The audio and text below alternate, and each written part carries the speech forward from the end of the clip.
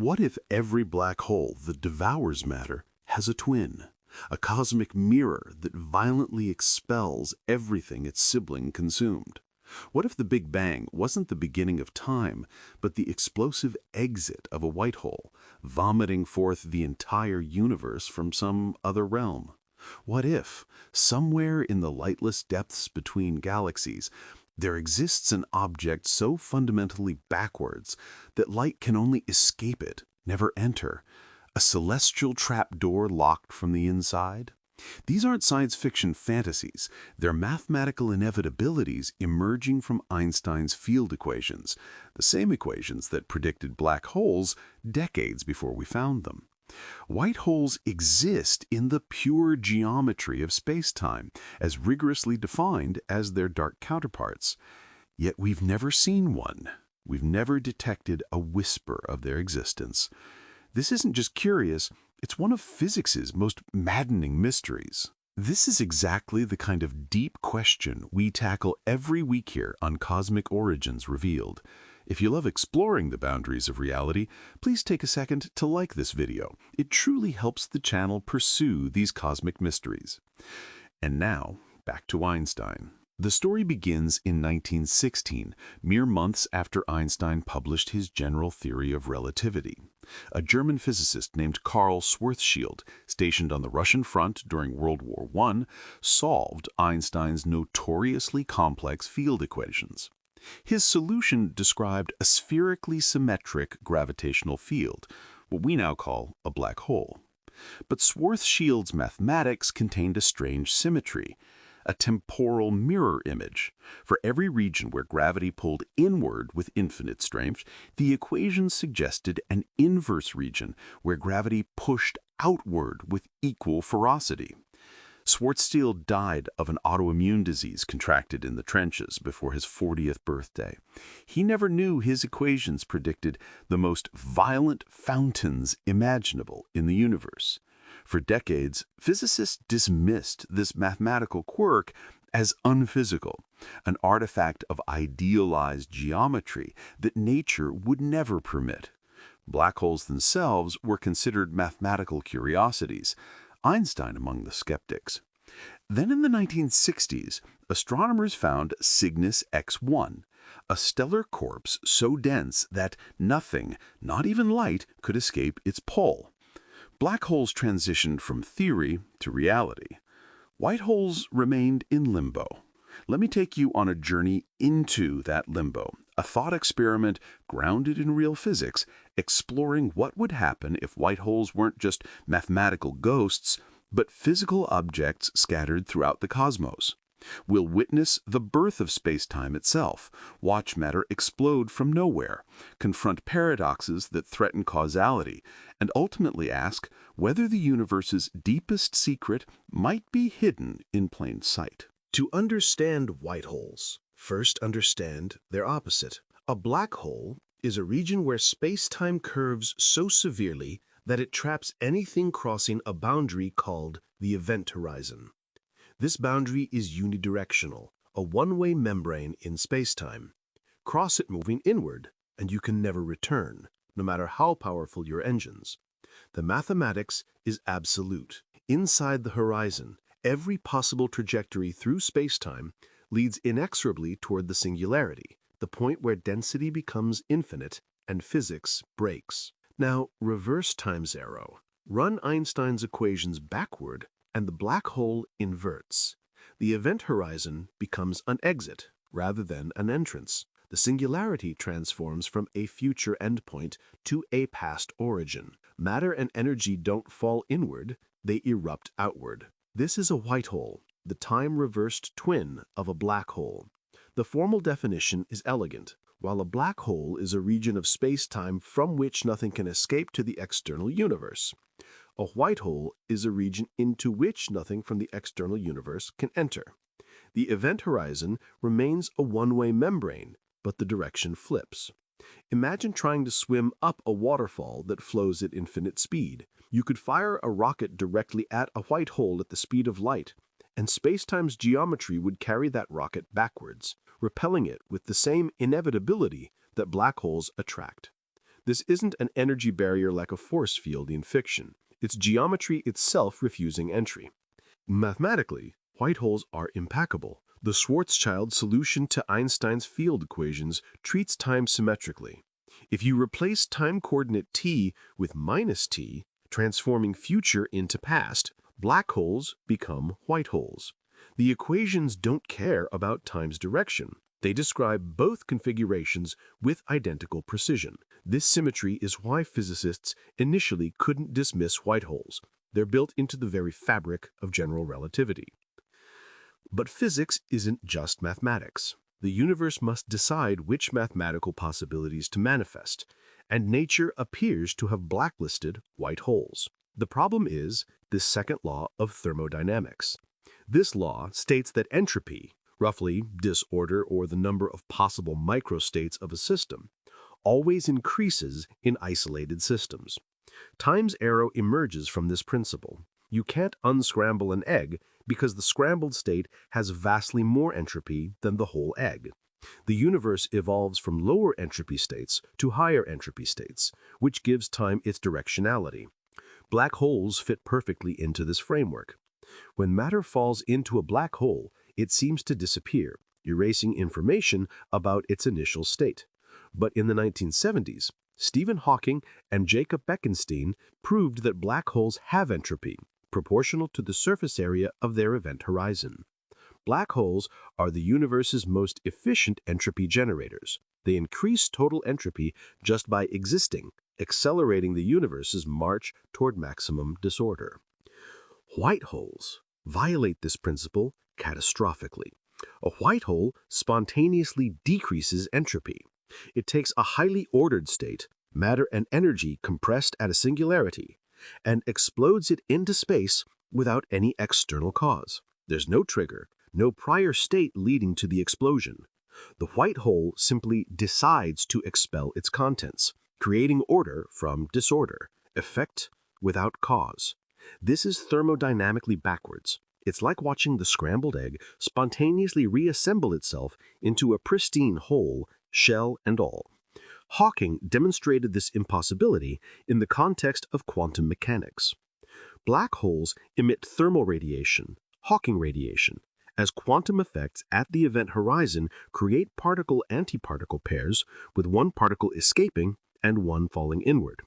This radiation has maximum entropy, pure thermal noise containing no information about what fell in. Time reversed this process, and you get a white hole that spontaneously absorbs perfectly random thermal radiation and converts it into specific, ordered matter. The probability of this occurring is so astronomically small that it might as well be zero. The universe's thermodynamic arrow points away from white holes.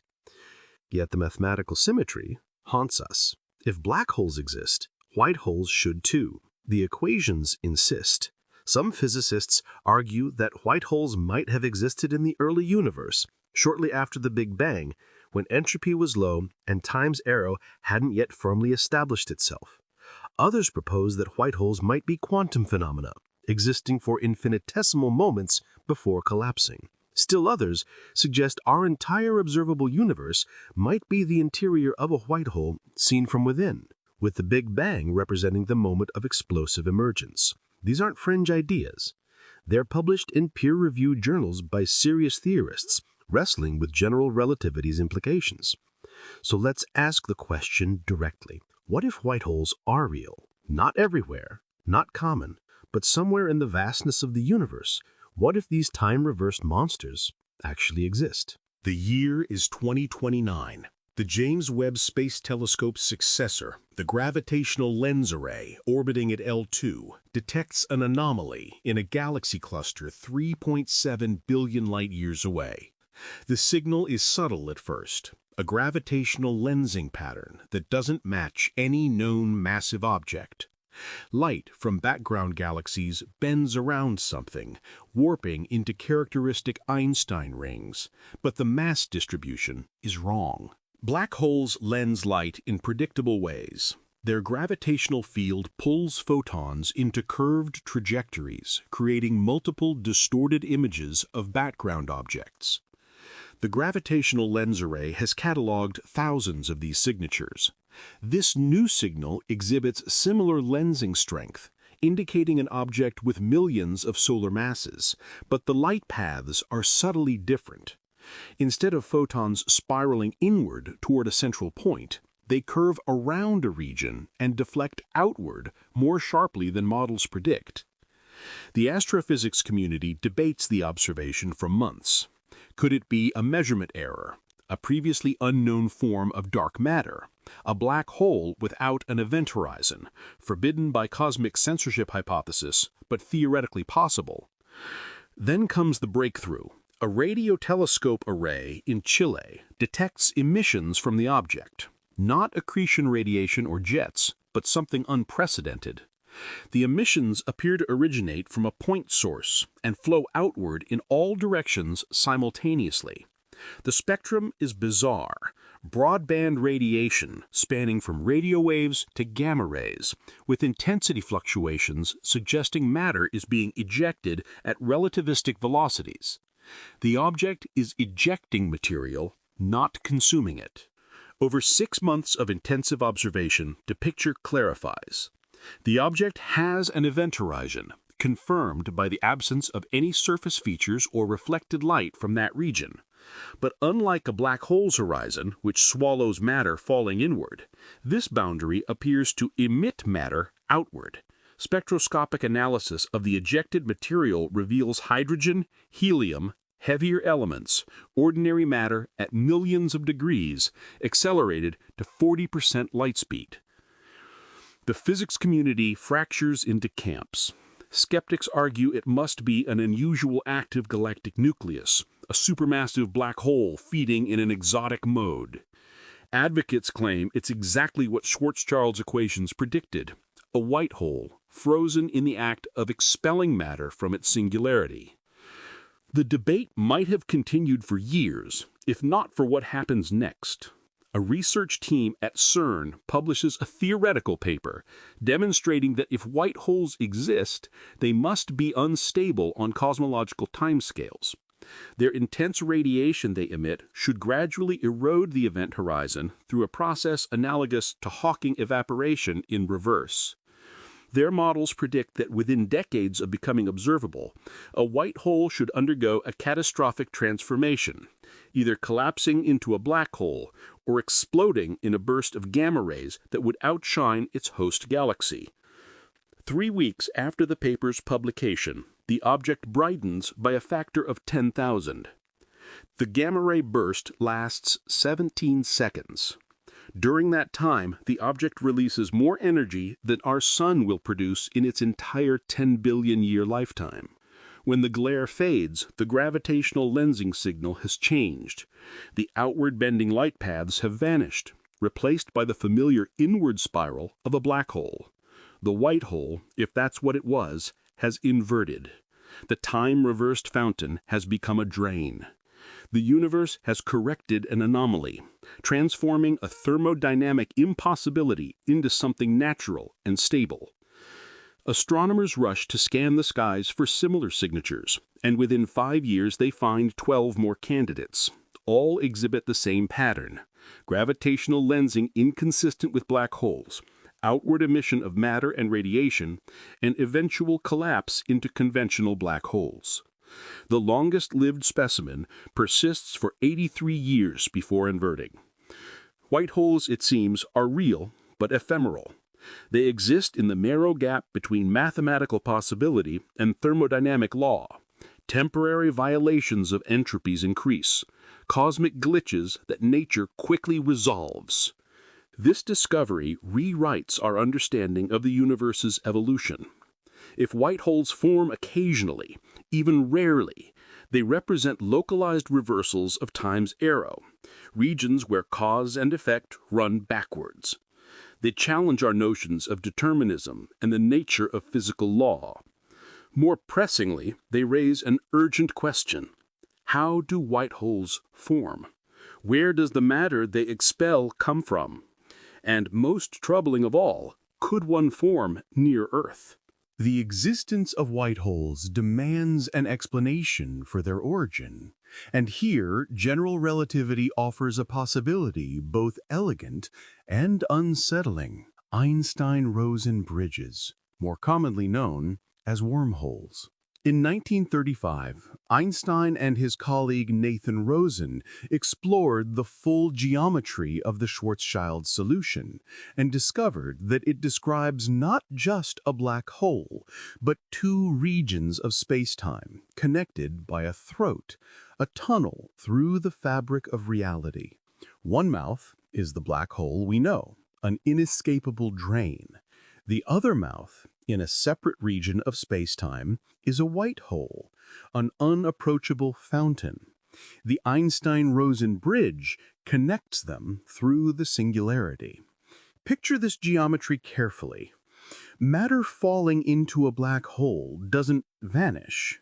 It traverses the bridge and erupts from a white hole elsewhere in spacetime. The journey is one way and fatal. Tidal forces at the singularity would shred any object into its constituent particles, and the transit time from an external observer's perspective would be infinite. But mathematically, the connection exists. Black and white holes are two sides of the same geometric structure. This raises a spectacular possibility. Every black hole in the universe might have a white hole twin, spewing matter into another universe, another region of spacetime, or even another era of our own universe.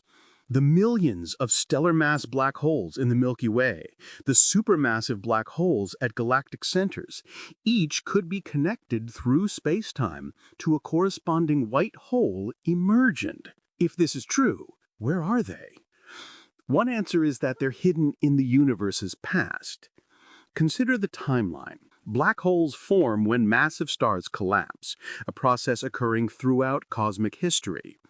The first black holes formed from population 3 stars mere hundreds of millions of years after the Big Bang. If each created a corresponding white hole through an Einstein-Rosen bridge, those white holes might have erupted during the universe's early epochs, when the cosmos was smaller, denser, and more energetic. They would have been undistinguishable from the general violence of that era. The universe at a few 100 million years old was already filled with exploding supernovae, gamma-ray bursts, and quasar activity. A white hole eruption lasting perhaps decades or centuries before inverting into a black hole would have blended into the chaos. We wouldn't notice them in observations of the distant past because we lack the resolution to distinguish one bright transient object from another in that turbulent cosmic dawn. This interpretation suggests white holes are relics, artifacts of the universe's youth. As the cosmos expanded and cooled, as entropy increased and time's arrow became more pronounced, the formation of new white holes became increasingly improbable. The dozen we've detected might be the last dying gasps of processes common in the early universe, but now vanishingly rare. But there's another, more radical interpretation gaining traction among theoretical physicists. White holes might not be the output of black holes at all, but rather the birth cries of universes. This theory, championed by cosmologist Lee Smolin and elaborated by others, proposes that our Big Bang was itself a white hole event. Imagine a black hole in a parent universe collapsing to a singularity. Instead of crushing to infinity density, quantum gravitational effects, physics we don't yet understand, cause the singularity to bounce, exploding outward as a white hole. But the eruption doesn't occur in the parent universe. It creates a new spacetime, a baby universe budding off from the parent through the bridge. From inside this new universe, the white hole eruption looks like a Big Bang. All matter and energy burst from a singularity at time zero, expanding outward. The event horizon appears not as a boundary in space, but as a boundary in time, the moment before which nothing existed. We would be living inside the white hole, experiencing its interior expansion as the universe's growth. This hypothesis elegantly solves several cosmological puzzles. It explains why the Big Bang appears to violate the first law of thermodynamics, energy conservation, creating matter and energy from nothing, because from the parent universe's perspective, that matter fell into a black hole first. It provides a mechanism for universe formation that doesn't require fine-tuned initial conditions. And it suggests a cosmic life cycle. Universes give birth to universes through black hole collapse and white hole eruption, a self-perpetuating process extending infinitely into past and future. The testable predictions are subtle but real. If our universe is a white hole interior, its large-scale geometry should exhibit specific properties. The expansion rate should accelerate in particular ways as the interior geometry evolves. The cosmic microwave background should contain subtle anisotropies, reflecting the rotation or charge of the parent black hole. Some theorists argue that dark energy, the mysterious force accelerating cosmic expansion, might be explained by our white hole interior approaching a critical transition point. These predictions are currently beyond our observational reach, but next-generation cosmological surveys might detect the telltale signatures. If confirmed, the implications would be staggering. We would be living inside a cosmic womb. Our entire observable universe, the interior of an object that, from outside, appears as a black hole in some other realm. Yet even these theories don't fully explain the ephemeral white holes we've detected in recent observations. Those objects appear in our current universe, not in its distant past or alternate timelines. They eject matter into our space-time for decades, then collapse. What forms them? One possibility is quantum tunneling on cosmic scales. In quantum mechanics, particles can tunnel through energy barriers that classical physics deems impenetrable. Perhaps rarely, a sufficiently energetic black hole singularity can quantum tunnel into a white hole configuration, temporarily reversing its orientation before thermodynamic pressure forces it back into a black hole. The probability of this occurring is infinitesimally small, but in a universe containing trillions of black holes over billions of years, even infinitesimal probabilities eventually manifest. Another proposal involves colliding black holes. When two black holes merge, events we now detect regularly through gravitational waves, their event horizons combine in complex ways. During the brief merger phase, the geometry might become unstable enough to allow a white hole-like eruption, a burst of matter expelled before the unified black hole settles into equilibrium. The dozen white holes we've observed might be the remnants of such mergers, caught in the act of resolving their geometric impossibility. The most unsettling possibility is that white holes form spontaneously, without any precursor event. Quantum fluctuations in the vacuum can, theoretically, create particle-antiparticle pairs from nothing. These pairs annihilate almost instantly, but they demonstrate that quantum mechanics permits temporary violations of energy conservation via the uncertainty principle. Scale this up to gravitational phenomena, and perhaps space-time itself can fluctuate, creating brief white hole geometries where none existed before. These spontaneous white holes would be the ultimate causeless events. Objects that explode into existence without origin, defy entropy without explanation, and vanish back into spacetime's foam after brief, violent lives. They would represent pure randomness at the universe's foundation, a fundamental indeterminism that no amount of knowledge about initial conditions could predict. If this is how white holes form, then nowhere in the universe is truly safe from them. One could emerge in any galaxy, any solar system, even any planet's core, erupting without warning. The probability remains astronomically small, but non-zero. Let us conduct a thought experiment, grounded in physics, not panic. Suppose a white hole, equivalent in mass to 10 times our Sun, appears 50 astronomical units from Earth, roughly Pluto's orbital distance. This is close enough to study, but far enough to avoid immediate catastrophe. How would events unfold? First, the gravitational disruption. A 10 solar mass object suddenly appearing in the outer solar system would gravitationally perturb every orbiting body. The effect diminishes with distance squared, so inner planets, like Earth, would feel a gentle tug, producing minimal immediate impact. But Pluto, Neptune, and the Kuiper Belt would experience dramatic changes. Neptune, orbiting at 30 AU, with a year lasting 165 Earth years, would find its orbit noticeably elongated. The white hole's gravity would act like a passing massive object, pulling Neptune slightly outward during one part of its orbit and inward during another.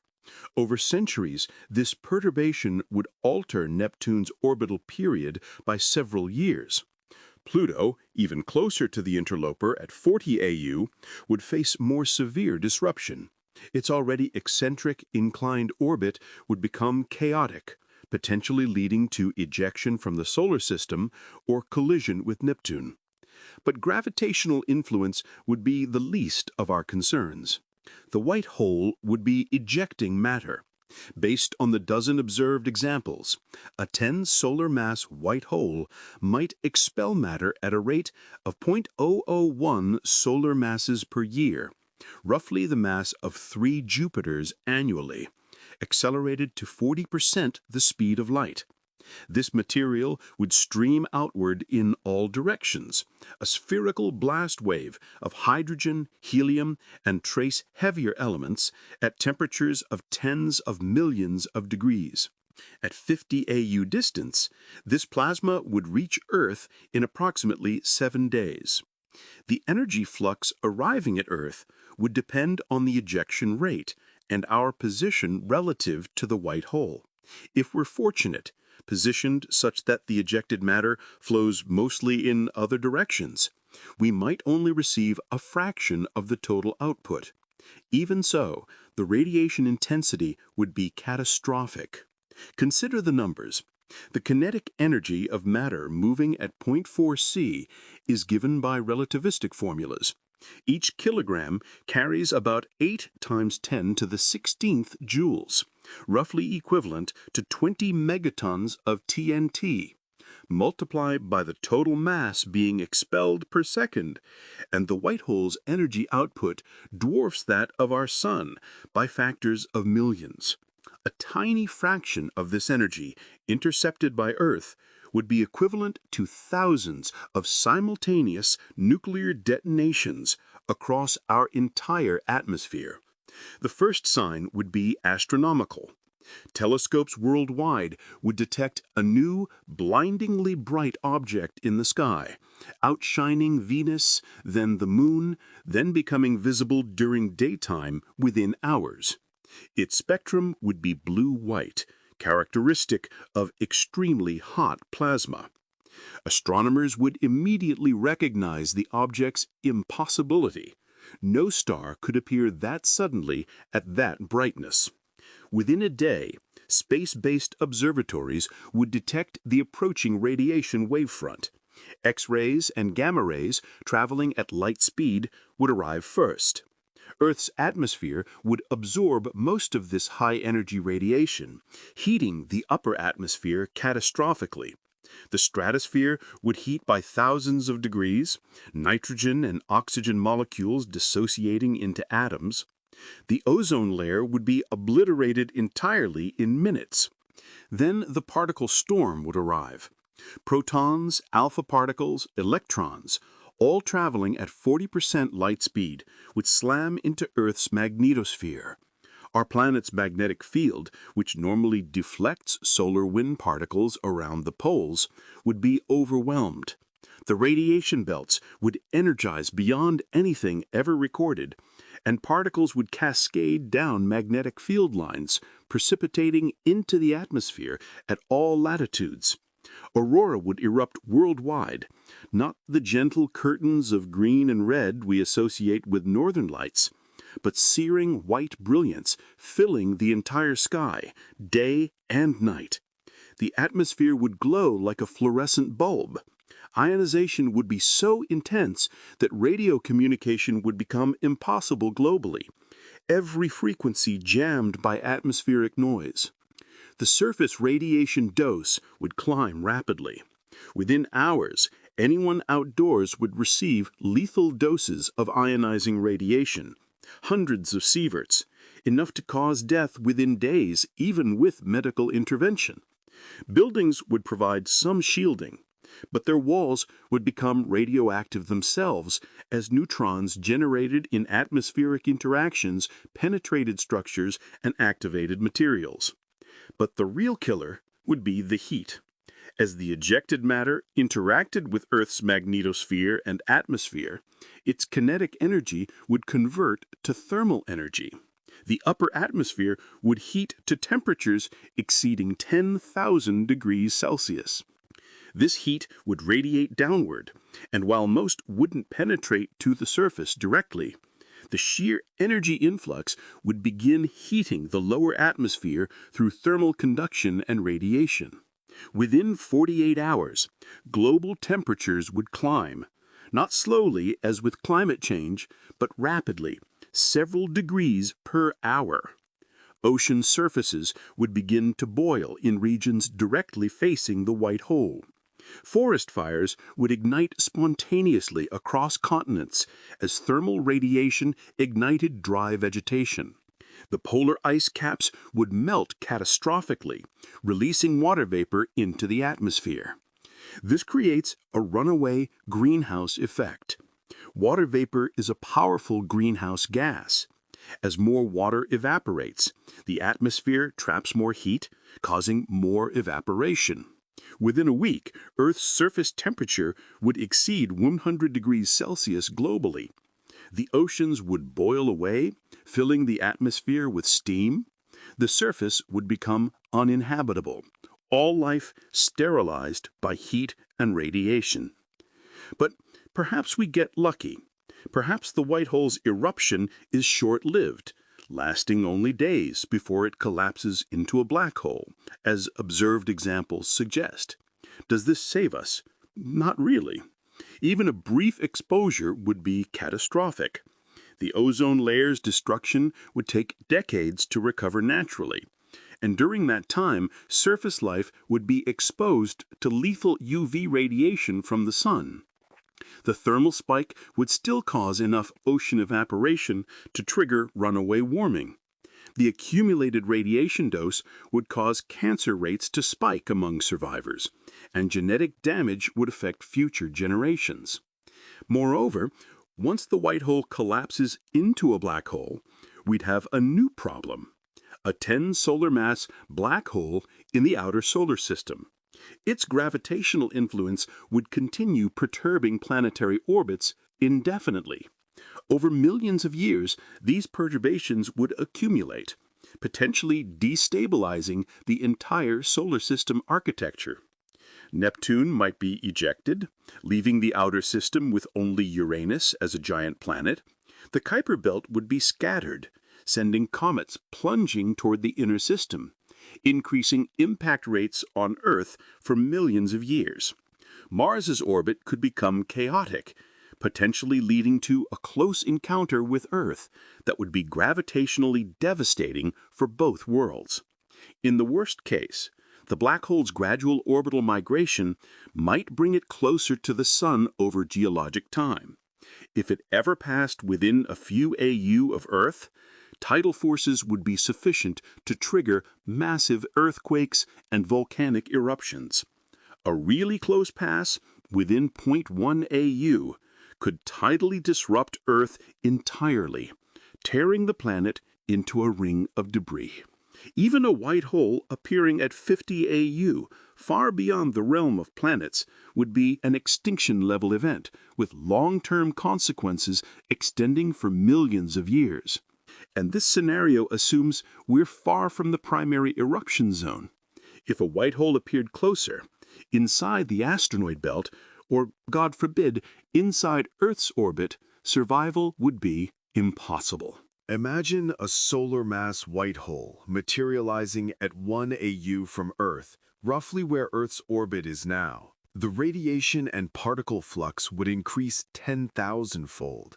Earth's entire atmosphere would be blown off into space within hours, scoured away by the relativistic plasma wind. The planet's surface would melt, oceans vaporizing instantly. Within a day, Earth would be reduced to a molten ball orbiting a brilliant new star, except it's not a star, it's an impossible object, violating every law of thermodynamics. The scenario is nightmare fuel, but it's also profoundly unlikely. White holes appear to be rare even on cosmic scales, perhaps a dozen active at any given time in the observable universe, which contains hundreds of billions of galaxies. The probability of one forming in our solar system during humanity's existence is negligible, comparable to being struck by an asteroid large enough to cause global extinction on any given day. But negligible isn't zero,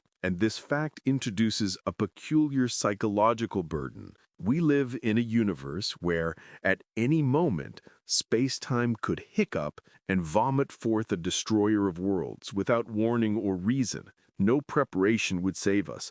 No technology could shield us. We would simply end, victims of an event so rare that it might happen only once per universe per trillion years. This realization cuts to the heart of cosmic fragility. Life exists in narrow margins, and those margins are temporary. The universe isn't hostile, it's indifferent, governed by laws that permit our existence, but don't guarantee it. White holes, whether common or vanishingly rare, remind us that space-time itself is dynamic, capable of geometries both conducive to life and utterly inimical to it. If white holes expel matter, we must ask, what matter? Where does it originate? And does it carry information from some prior state? This question touches one of physics's most contentious debates, the black hole information paradox. When matter falls into a black hole, it carries information. The precise quantum states of every particle, their positions, momenta, spins, entanglements. This information appears to vanish beyond the event horizon, seemingly lost forever. But quantum mechanics insists information cannot be destroyed. It must be conserved in any physical process. Stephen Hawking argued that information is destroyed, irretrievably lost in the singularity. This would mean quantum mechanics fails at black hole horizons, replaced by some unknown physics. Others, including Leonard Susskind and Gerard 't Hooft, proposed that information is preserved on the event horizon itself, encoded holographically in microscopic degrees of freedom we don't yet understand. Hawking eventually conceded this point, admitting information might be preserved through Hawking radiation, the thermal blow of particles produced by quantum effects at the horizon. But if black and white holes are connected through Einstein-Rosen bridges, the information might not be encoded or radiated, it might be transmitted. Matter falling into a black hole could traverse the bridge and emerge from the white hole, carrying its quantum information intact. In principle, this solves the paradox. Information isn't destroyed or hidden, it's relocated. Except this solution creates new paradoxes more severe than the original problem. First, the causality issue. Suppose a star collapses into a black hole in 2025. Matter falling into this black hole traverses to a white hole. When does that matter emerge? If the white hole exists in our universe's present or future, the matter emerges after it fell in. Cause precedes effect, and all is well causally. But general relativity places no constraints on when or where the white hole exists. It could be in the distant past, light years away, or even in another universe. If the white hole erupts in our universe's past, say 10 billion years ago, then effect precedes cause. Matter that hasn't yet fallen into the black hole has already emerged from its white hole twin. This is a closed time-like curve, a time loop structure that permits paradoxes like killing your own grandfather before he reproduces. Physicists hate closed time-like curves. They lead to logical contradictions and suggest fundamental inconsistencies in our understanding of space-time. General relativity permits their existence mathematically, but most physicists believe some unknown principle, perhaps quantum mechanics or thermodynamics, must forbid them in real universes. The presence of white holes potentially creates closed time-like curves throughout space-time, threatening the entire causal structure of the cosmos. This is one reason many theorists reject white holes despite their mathematical validity. Second, the content problem. What specifically do white holes eject? If they're outputting matter that fell into black holes, we'd expect that matter to be scrambled beyond recognition. The intense tidal forces at a black hole singularity would shred any structure. Atoms torn into nuclei and electrons, nuclei split into quarks and gluons, even those fundamental particles potentially dissolved into energy. The matter emerging from the white hole would be a plasma of elementary particles, entirely devoid of information about its original form. The dozen white holes observed support this. The ejected matter is simple: hydrogen, helium, some carbon and oxygen, all at relativistic temperatures. No complex molecules, no structure whatsoever. It's as if the white holes are regurgitating the primordial soup from which matter originally formed, stripped of all history. But this raises a deeper question. If white holes eject such generic matter, how does that solve the information paradox? Information resides in specificity, in the particular arrangement of particles and their quantum states. Generic plasma carries no more information than thermal radiation. If white holes output only generic matter, they're just as destructive to information as Hawking radiation, and we've gained nothing by connecting them to black holes. Unless, and this is speculative, the information is encoded in subtle ways we haven't yet detected. Perhaps the exact energies, momenta, and quantum phases of the ejected particles, when analyzed collectively, contain encoded information about what fell into the black hole. This would require measurement precision far beyond current technology, recording the quantum states of every particle in the erupting plasma stream and performing quantum tomography to reconstruct the original information. Even if technologically possible, this leads to a philosophical quandary. If information can only be recovered through such extraordinary effort, in what sense is it truly preserved? Practical inaccessibility is effectively equivalent to destruction for any observer actually existing in the universe. The information might technically exist in the plasma's quantum correlations, but if no physical process can decode it, does it matter? Some theorists propose a middle ground. White holes don't eject matter from black holes, but from the universe's primordial state. Recall that the Big Bang itself might be a white hole eruption.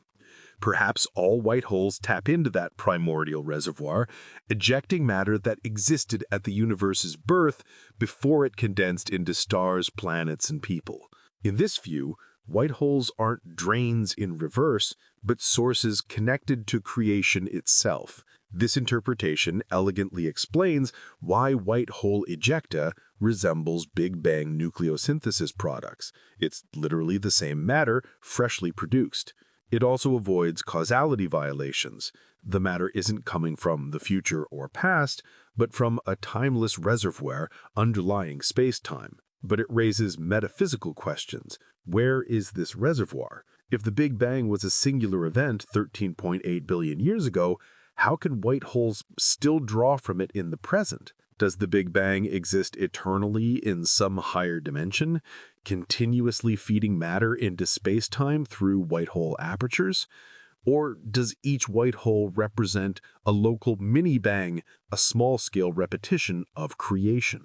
These ideas venture into territory where physics and metaphysics blur. We're discussing regions of spacetime cut off from observation, reservoirs underlying reality, timeless stores of matter and energy. Empirical science struggles here because the phenomena aren't directly testable. We can observe white holes' outputs, but we can't peer into the singularity and see where the matter originates. Still, indirect tests might be possible. If white hole ejecta contains a specific isotopic signature, say an unusual ratio of helium-3 to helium-4, that signature would hint at the matter's origin. Primordial matter has well-defined isotope ratios predicted by Big Bang nucleosynthesis models. Matter that has cycled through stars develops different ratios due to nuclear fusion. If ratios consistently match primordial ratios, it suggests connection to the early universe. If ratios vary, it might indicate matter processed in stars, then consumed by black holes, then expelled, supporting the Einstein-Rosen bridge hypothesis. The first spectroscopic analyses of observed white holes show puzzling results. The ejected matter is mostly primordial, but contaminated with trace amounts of iron, nickel, and other metals that form only in stellar cores. This shouldn't be possible if white holes tap purely into primordial reservoirs. It suggests the matter has been through stellar processing, meaning it fell into black holes first. But here's the twist. The metallicity, abundance of heavy elements, is far lower than typical stellar ejecta. It's as if the matter passed through a star, but was then diluted with enormous quantities of primordial hydrogen and helium. One interpretation is that black holes accrete matter from both stellar sources, rich in metals, and intergalactic medium, metal poor, and the white hole ejects a mixture. The proportion suggests about 99% primordial material and 1% stellar processed material. This finding, if confirmed, would be revolutionary. It would prove that matter can traverse from black holes to white holes, carrying at least some information about its stellar origin. The information is degraded, diluted, but not entirely destroyed. It's as if white holes are cosmic recycling centers, taking in specific materials, but outputting generic composites that retain only faint traces of their history. The implications for the ultimate fate of information are profound.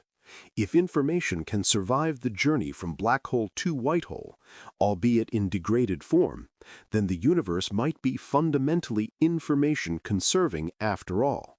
The apparent destruction of information at black hole singularities would be temporary, with reconstruction, partial and imperfect, occurring at white holes. This doesn't fully solve the information paradox. The degradation itself represents information loss in practical terms, but it suggests a middle path between Hawking's original claim, total information destruction, and the holographic principle, perfect information preservation. Information might be conserved in principle, but scrambled beyond practical recovery, a lossy compression rather than complete annihilation. Yet even this provisional answer leaves us unsettled. If white holes eject scrambled versions of what black holes consume, separated by billions of years and light-years of space, the universe's causal structure becomes nearly incomprehensible. Events in the present influence the distant past or future. Cause and effect become global rather than local. The simple, intuitive notion that past determines future, that events propagate forward in time at light speed, would be supplemented with the exotic connections threading through space-time's fabric. We would inhabit a universe far stranger than we imagined, one where gravity doesn't just curve space, but creates shortcuts and detours through time itself. The detection of white holes, if they exist beyond the handful already tentatively identified, poses extraordinary observational challenges. Unlike black holes, which we've learned to find through their interactions with nearby matter, accretion disks, jets, and gravitational lensing, white holes repel matter. They should have no accretion disks, no slowly spiraling death of stars being torn apart. They are solitary fountains, visible only through their eruptions. The primary signature would be high-energy emissions, X-rays, gamma rays, and relativistic particles appearing suddenly in regions of space with no obvious source. This sounds easy to detect. We have gamma-ray telescopes like Fermi and upcoming missions with even greater sensitivity. But space is filled with transient high-energy events. Gamma-ray bursts from distant supernova, magnetar flares, active galactic nuclei varying unpredictably. Distinguishing white hole eruptions from this cosmic noise requires specific markers. First marker, gravitational lensing without an accretion signature. A white hole has mass and therefore bends light from background sources, creating Einstein rings or multiple images, just like black holes do. But unlike black holes, white holes emit strongly rather than accreting. We would see gravitational lensing around a bright, point-like source rather than around a dark center. This combination, strong lensing plus central emission, is characteristic of no other known object. Current gravitational wave observatories like LIGO and Virgo detect black hole mergers by sensing the space-time ripples produced when two black holes spiral together and coalesce. White holes, if they form from black holes or interact with them, might produce distinctive gravitational wave signatures. A black hole suddenly inverting into a white hole would create a burst of gravitational radiation with a unique waveform, a frequency spectrum that rises rather than falls, reflecting the time-reversed nature of the event. No such signal has been detected yet, but we've only been listening to gravitational waves since 2015. The dataset remains small. If white holes are rare, one per galaxy per million years, we might need decades of observation before capturing a formation event. Second marker, the spectrum of ejected matter. White hole ejecta should be extremely hot, millions to billions of degrees, moving at relativistic speeds, and composed primarily of light elements with trace metals. This combination is unusual. Supernovae eject matter at high speeds, but with much higher metallicity. Gamma-ray bursts produce relativistic jets, but from collapsing stellar cores, leaving identifiable remnants. White holes should leave no remnant, just the expelled matter, and eventually a black hole. Spectroscopic analysis of the dozen candidate white holes shows exactly this pattern. The ejected material's velocity distribution follows a unique profile. No slow-moving component at all, with everything exceeding 30% light speed. Normal astrophysical explosions produce a range of velocities, with most material moving relatively slowly, and only small fractions achieving relativistic speeds. White holes, ejecting matter from a singularity where escape velocity infinitely exceeds light speed, would accelerate everything to enormous velocities. Third marker, temporal behavior. White holes should not be periodic or predictable. They appear spontaneously, erupt for days to decades, then collapse. This is distinct from pulsars, active galactic nuclei, or binary systems. White holes should be one-time events brightening suddenly and then either dimming as they invert or exploding in a final gamma-ray burst before becoming black holes. With these markers in mind, astronomers have begun systematic searches.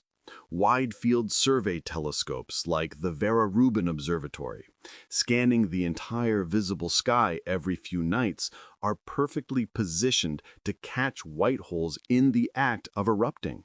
Machine learning algorithms trained on the known candidates' light curves can flag potential matches among millions of transient events detected annually. Early results from these searches are tantalizing. Beyond the 12 confirmed candidates, there are approximately 50 objects exhibiting some, but not all, expected characteristics. These might be white holes caught at different evolutionary stages, or they might be exotic stellar phenomena we don't yet understand. magnetars with unusual outburst patterns, supermassive stars undergoing rare instabilities, or entirely new classes of objects. The challenge is obtaining detailed follow-up observations. White holes might be visible for only weeks or months before collapsing. By the time alerts propagate through the astronomical community and telescope time is allocated, the object could have already transformed into a black hole. We need rapid response capabilities. Telescopes that can autonomously react to transient alerts within hours, obtaining spectra, light curves, and gravitational wave data before the phenomenon ends. Such capabilities are being developed. The next generation of space telescopes will include AI-driven observation scheduling, allowing them to interrupt planned observations when extraordinary transients appear. Ground-based telescopes are networking into global arrays that can track objects around the clock as Earth rotates. Gravitational wave detectors are becoming more sensitive, extending their reach to more subtle space-time distortions. Within a decade, we should have either compelling confirmation of white holes as a distinct class of object or strong evidence that the candidates are something else. If confirmed, the next question becomes, can we study them in detail? Imagine sending a probe to a white hole. The mission would be one way and suicidal for the probe, but the data could be extraordinary. As the probe approaches, it would measure the gravitational field's structure, confirming whether the geometry matches theoretical white hole solutions. It could analyze the ejected matter in situ, determining composition, temperature, and velocity with far greater precision than remote spectroscopy allows.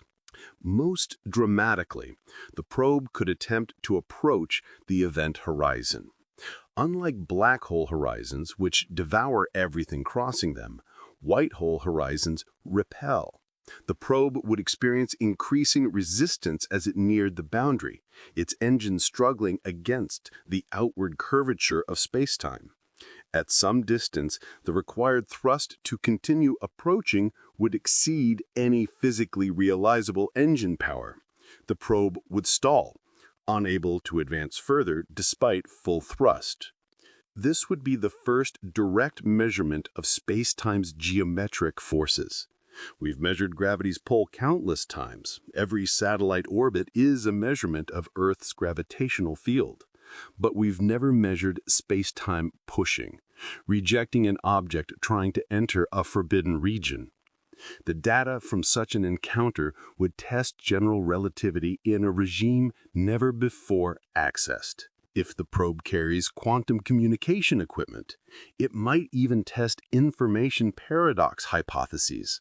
Suppose the probe ejects a particle toward the white hole, a particle in a specific quantum state, carefully prepared and measured. Does the particle bounce back, reflected by the horizon? Is its quantum state preserved or scrambled? Does it disappear entirely, perhaps reappearing elsewhere or elsewhen? These experiments sound like science fiction, but they're grounded in real physics and achievable with foreseeable technology.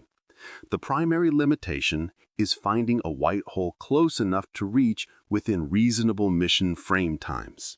The nearest candidate is 3.7 billion light-years away, absurdly distant. But if white holes form occasionally in our galaxy, perhaps once per 10 million years, we might have several dozen within the Milky Way at this moment, simply undetected because they haven't erupted recently or they're hidden behind dust clouds. Dedicated searches optimized for the white hole detection markers could reveal these local candidates. Once found, a mission could be planned. Travel time would depend on distance. A white hole 10,000 light-years away would require millennia to reach with conventional propulsion, but one at 100 light-years might be accessible within a human lifetime, using advanced propulsion concepts like fusion drives or even light sails pushed by powerful lasers. The scientific return would justify the investment. White holes represent physics at its most extreme, where general relativity and quantum mechanics collide, where thermodynamics' inviolable laws bend, where time's arrow itself reverses. Understanding them would advance our comprehension of the universe's fundamental workings as significantly as any discovery since relativity and quantum theory themselves. But there's a darker consideration. If we can detect white holes, study them, even send probes to them, could we create them? And if we could, should we? The question of whether advanced civilizations could engineer white holes sits at the uncomfortable intersection of theoretical physics and speculative technology. We know the recipe in principle: generate a sufficient concentration of mass energy in a small enough volume that space-time collapses into an Einstein-Rosen bridge, and then somehow stabilize or invert the geometry to produce a white hole rather than a black hole. The energy requirements are staggering.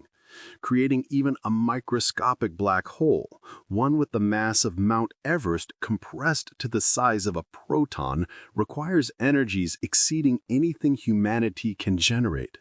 The Large Hadron Collider, our most powerful particle accelerator, reaches energies of about 10 to the 4 GeV, giga-electron volts. Creating a Planck mass black hole, the smallest theoretically possible, requires energies of 10 to the 19 GeV, 15 orders of magnitude beyond our reach. Such micro black holes, even if created, would evaporate through Hawking radiation in 10 to the minus 43 seconds, the Planck time, the shortest meaningful interval. They wouldn't be white holes, and they'd vanish before any measurement could be made. To create a stable white hole, we'd need vastly more mass and some method of reversing the black hole's orientation. Currently, we have no idea how to accomplish this reversal. Black holes form through collapse. White holes require some form of anti-collapse, an expansion from a singularity. The only known mechanism is quantum tunneling or connection to primordial singularities from the Big Bang era. Neither is something we could engineer deliberately. But let's engage in extreme speculation. Suppose a civilization far more advanced than ours, type 3 on the Kardashev scale, capable of harnessing the energy output of entire galaxies, develops the technology to manipulate space-time geometry at will. They've mastered quantum gravity, the theory unifying general relativity and quantum mechanics that we still seek. With this knowledge, they can create localized regions of exotic space-time geometry, wormholes, warp bubbles, and yes, white holes. Why would they want to create a white hole? Several motivations suggest themselves. First, as an energy source. White holes eject matter and energy without requiring fuel. If you could create a small white hole and control its output, you would have an exhaustible power generator. The ejected matter could be captured and converted to useful energy, perhaps through matter-antimatter annihilation if the white hole ejects both types of matter, or simply through thermal extraction. A white hole the size of a marble ejecting matter at even 0.1% light speed would output more energy than our sun. The engineering challenges would be immense. How do you contain the output? White holes emit in all directions. You'd need a spherical shell surrounding the white hole, capturing the ejected matter before it escapes. But that shell would be bombarded by relativistic particles and intense radiation. No known material could withstand such conditions. You'd need force fields, magnetic confinement systems operating at unprecedented scales, or perhaps exotic matter with properties we can't yet imagine. Even if containment were solved, there's the stability problem. White holes appear to be inherently unstable, collapsing into black holes after brief periods. To use a white hole as a practical energy source, you'd need to either continuously create new white holes as old ones collapse, an energy-intensive process that might consume more energy than the white holes produce, or find a way to stabilize them indefinitely. Some theorists suggest exotic matter with negative mass or negative energy density could stabilize white holes, propping open the event horizon and preventing collapse. Negative mass is permitted by general relativity's equations, but has never been observed. Creating it might require manipulation of quantum fields' vacuum states, a technology so advanced it borders on magic from our perspective. Second motivation, waste disposal. A civilization generating vast amounts of hazardous waste, radioactive materials, toxic byproducts of industrial processes, perhaps even information waste from massive computational systems, might find white holes attractive as ultimate disposal mechanisms. Anything thrown into a white hole, wait, no, that doesn't work. White holes reject matter. You can't throw things into them. I've confused the use case. Actually, this points to a different application. Creating a black hole-white hole pair could be the ultimate transport system. Matter enters the black hole in one location and emerges from the paired white hole elsewhere. This is the classic wormhole concept, but with white holes providing the exit point.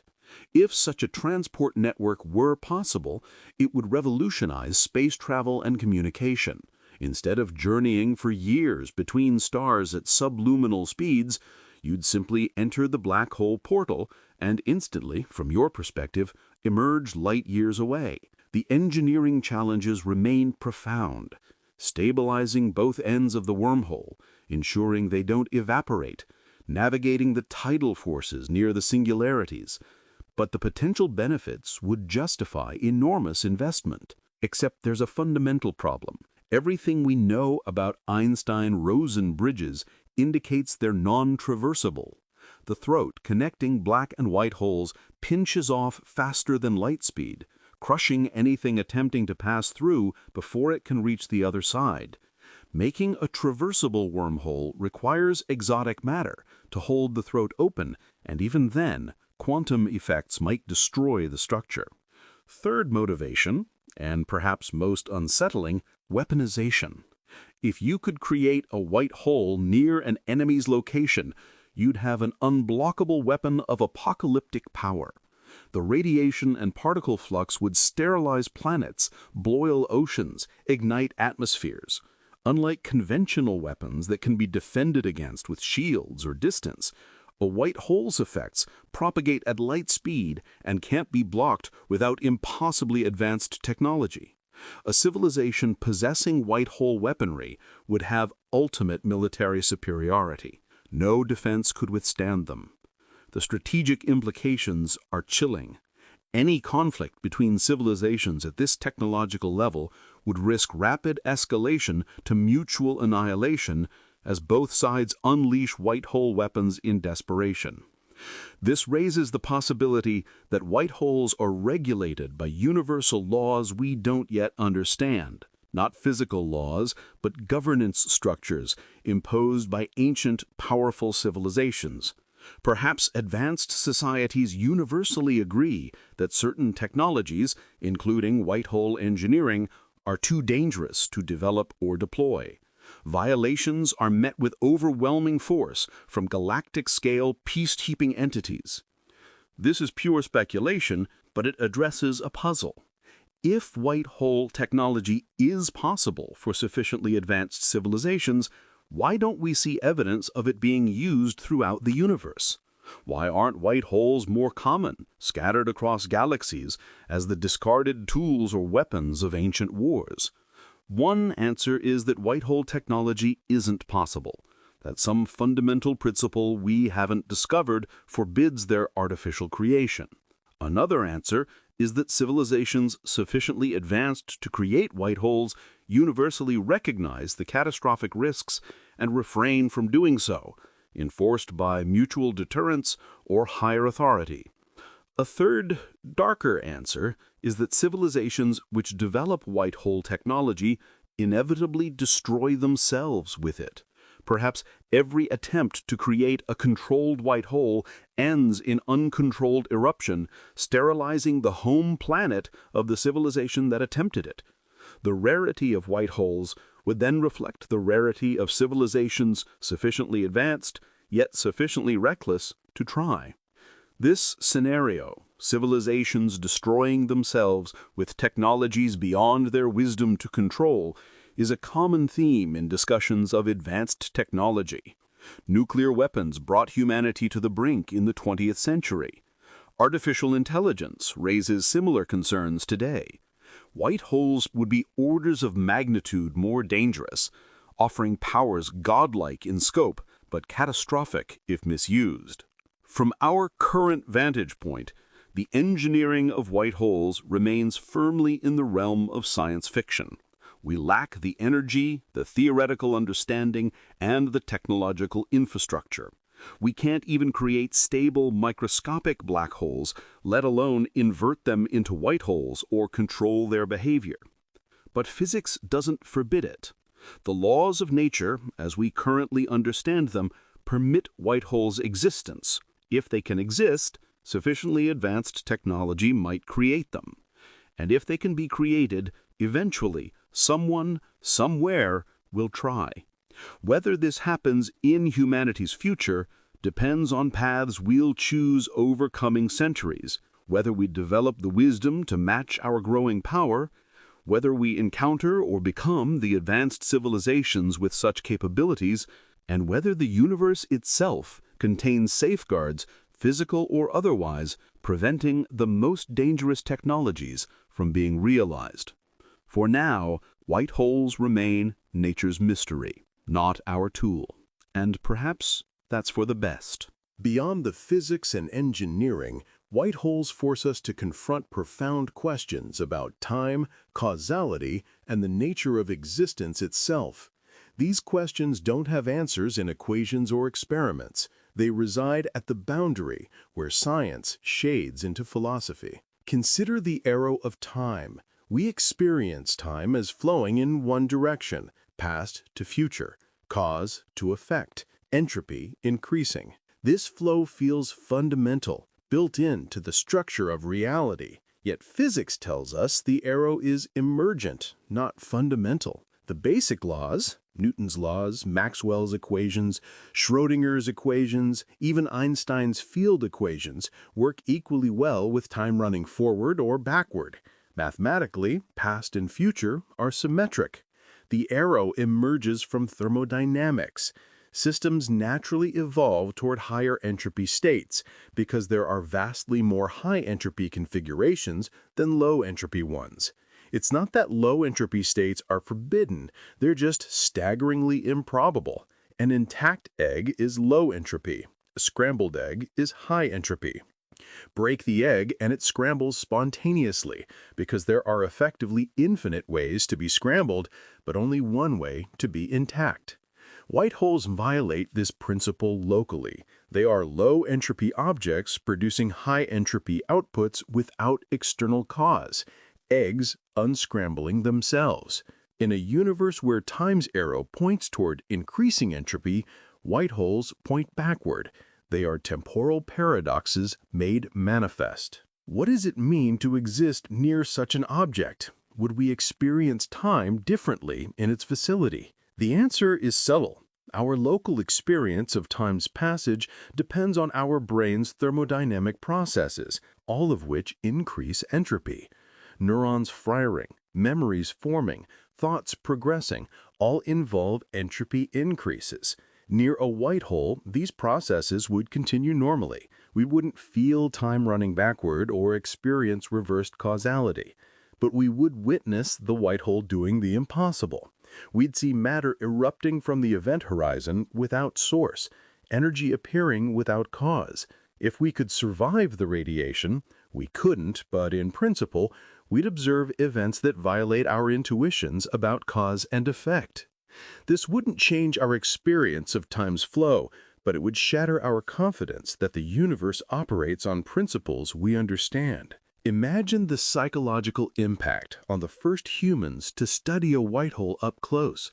They would see an object that shouldn't exist doing things that can't happen, violating laws previously thought inviolable. The cognitive dissonance would be profound. It would be like watching a river flow uphill, not through pumps or tricks, but spontaneously, because gravity locally points upward. This experience might fundamentally alter our species' worldview. Currently, we assume the universe operates on comprehensible principles, that underlying order exists even in apparently chaotic phenomena. Discovering white holes would introduce an element of fundamental unpredictability, objects that appear without cause, obey different rules, connect to regions of spacetime outside our causal reach. Some philosophers argue this would be liberating. If the universe permits causeless events, true novelty becomes possible. The future wouldn't be predetermined by the past, even in principle. Free will, often seen as incompatible with physical determinism, might have room to operate in a universe where white holes demonstrate that determinism isn't absolute. Others find this prospect terrifying. If events can occur without cause, prediction becomes impossible. Science's entire project, understanding nature's regularities to forecast future states, loses its foundation. We'd inhabit a universe fundamentally capricious, where anything might happen at any time, unmoored from rational explanation. The truth likely lies between extremes. White holes, if they obey the patterns we've observed so far, aren't completely random. They form under specific, if rare, conditions, persist for predictable durations, and collapse consistently. They violate thermodynamics expectations, but apparently follow geometric and quantum rules we're only beginning to understand. This suggests deeper principles at work, laws governing when and how causality can be violated. Discovering these deeper laws would be the next great revolution in physics, comparable to quantum mechanics and relativity. We'd learn that the universe operates on multiple levels. Our familiar level, where entropy increases and cause precedes effect, and a deeper level, where time's arrow is negotiable, where geometries can point both forward and backward, where apparent paradoxes resolve into higher-order consistency. Practically, this might not change daily human life much. White holes are rare and distant. We could live our entire civilization's existence without one forming near us. But theoretically, the implications would ripple through every field. Cosmology would grapple with universes born from white hole fountains. Quantum mechanics would need to explain how information traverses impossible geometries. Philosophy would debate whether true creation, events without prior causes, exists, or whether even white holes are effects of causes we simply can't observe. Literature and art would explore these themes endlessly. The white hole would become a metaphor for everything that disrupts expected order, sudden inspirations, unexpected life changes, moments when the impossible becomes real. We'd have a cosmic symbol for rupture, emergence, the breaking of chains. Some cultures might venerate white holes as divine. After all, what is more godlike than an object creating matter from nothing, violating natural law, connecting our universe to realms beyond? Religious interpretations would vary, some seeing white holes as proof of divine intervention, others as challenges to faith, evidence that the universe is stranger and less comprehensible than theology suggests. Scientists would split between those excited by the mystery and those frustrated by it. The excitement faction would see white holes as gateways to new physics, hints that reality extends far beyond what we've mapped. The frustration faction would struggle with the loss of predictability, the introduction of elements apparently beyond empirical investigation. Both reactions would be valid. White holes simultaneously expand our understanding and reveal its limits. They show us that space-time is more dynamic, more possibility-laden than we imagined, but they also demonstrate that some truths might remain forever beyond our reach, trapped on the other side of event horizons, in eras before our universe's birth, or in quantum superpositions we can never fully collapse.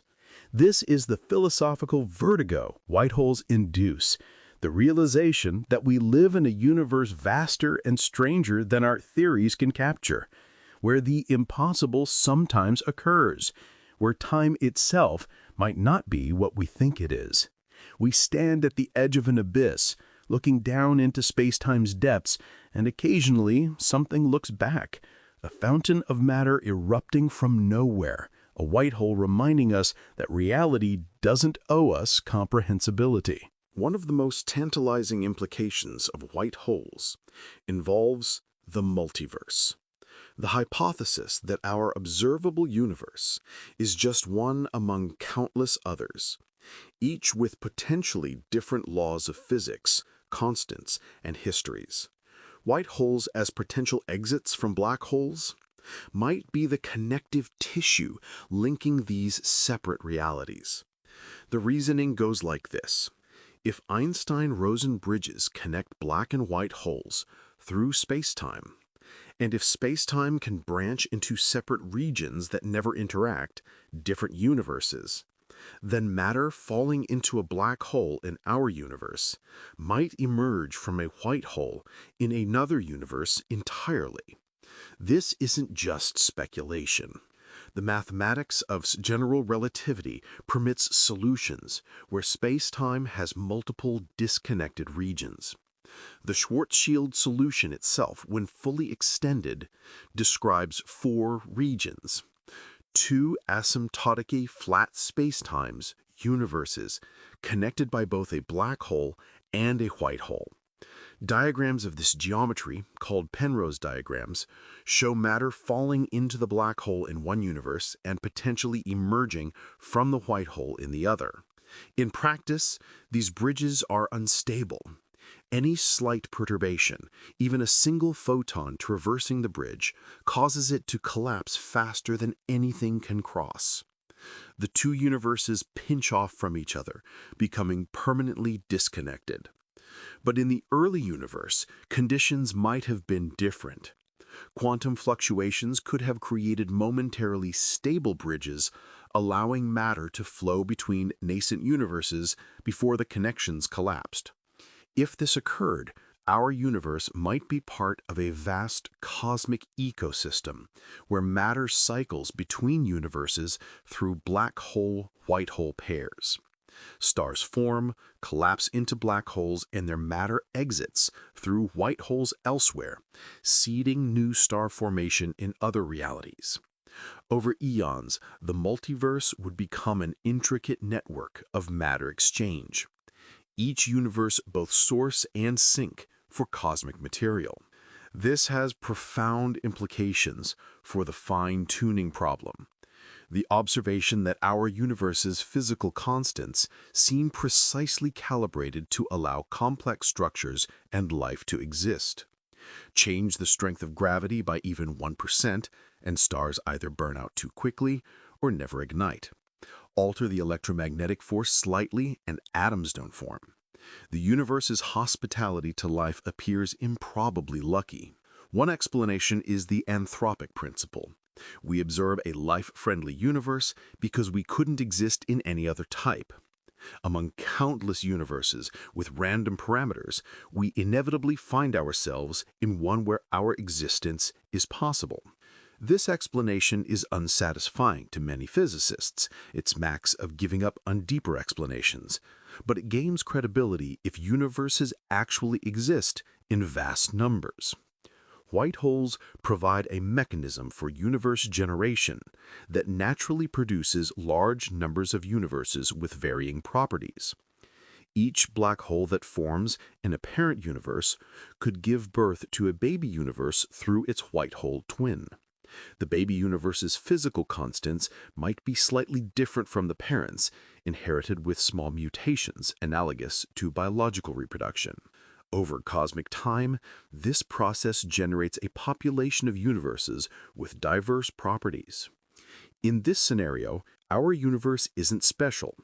It's one among perhaps 10 to the 500 universes, a number suggested by string theory's landscape of possible vacuum states, all descended from earlier universes through a chain of black hole births extending infinitely into the past. We observe a life-friendly universe not through incredible luck, but through the statistical inevitability.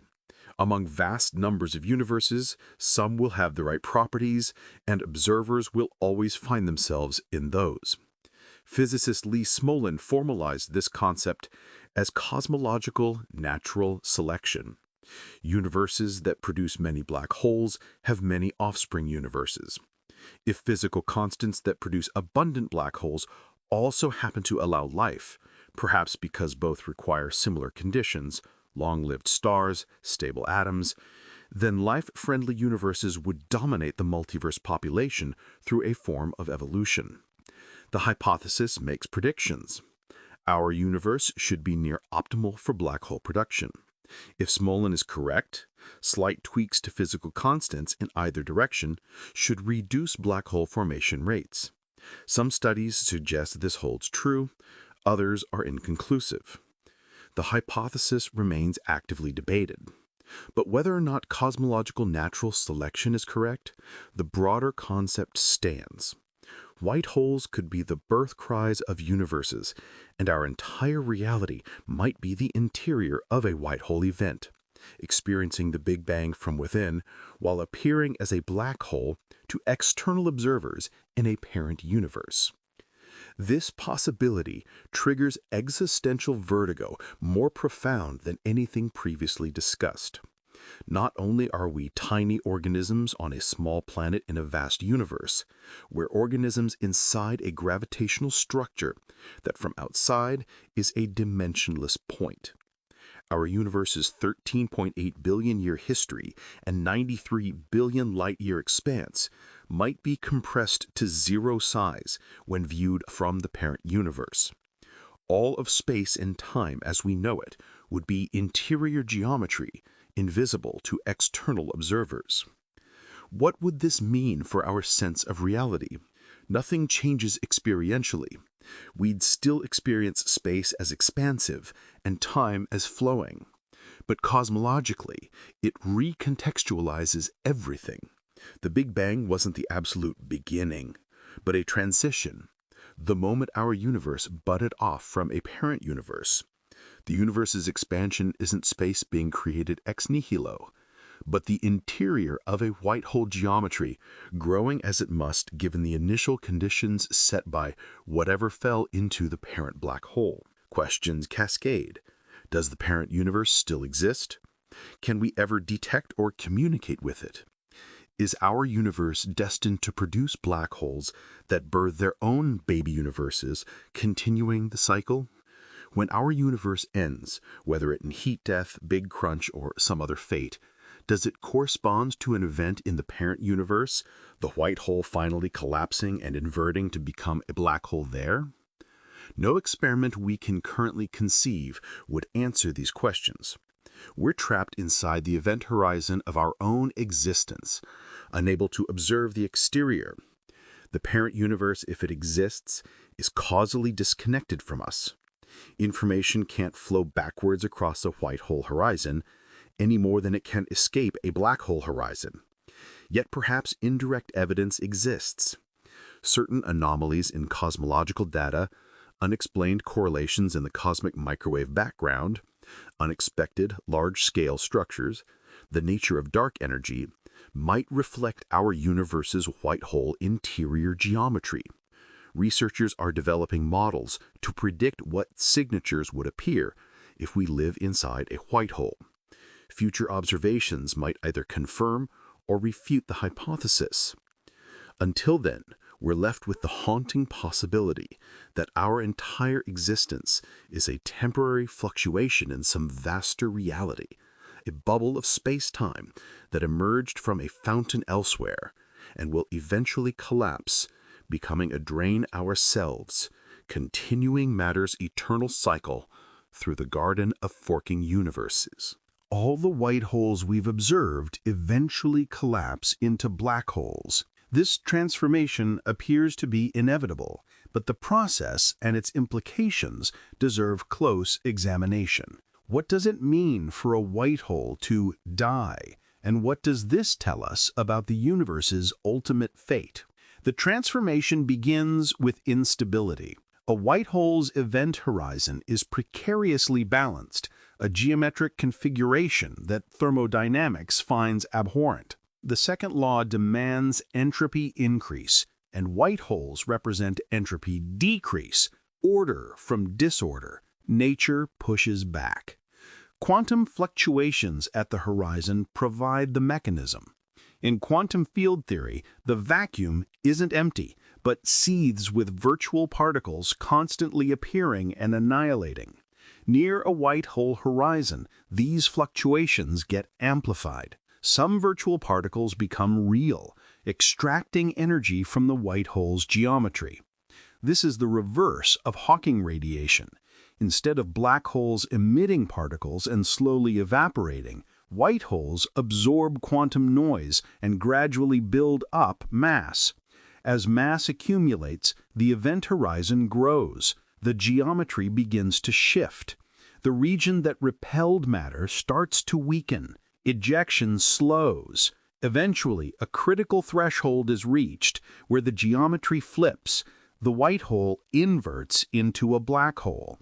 The transition is catastrophic, releasing gamma-ray bursts as the final matter ejection meets the first matter accretion. Matter and antimatter pairs colliding at the transforming horizon. The process might take decades, centuries, or millennia, depending on the white hole's mass and the intensity of quantum fluctuations in its vicinity. But it appears unavoidable. Every white hole is fundamentally unstable, a temporary glitch in space-time's normal order. Once transformed into a black hole, the object becomes stable. Black holes can persist for extraordinary durations. A solar mass black hole evaporates through Hawking radiation in approximately 10 to the 67th years. Billions of billions of billions of times longer than the current age of the universe. The white hole's brief, violent life gives way to its black hole afterlife's vast patient entropy. This life cycle, black hole forms, connects through Einstein-Rosen bridge to white hole. White hole erupts briefly, then collapses to black hole, creates a peculiar symmetry. Perhaps matter cycles endlessly into black holes, through bridges, out of white holes, eventually captured by gravity and falling into black holes again. The universe would be a recycling system, with matter perpetually circulating through these gravitational structures. But this leads to a troubling conclusion about the universe's fate. Currently, cosmological models suggest our universe will end in heat death, maximum entropy, all energy evenly distributed, no gradients remaining to drive processes, no structure, no change, eternal equilibrium. This fate seems inescapable, given accelerating expansion driven by dark energy.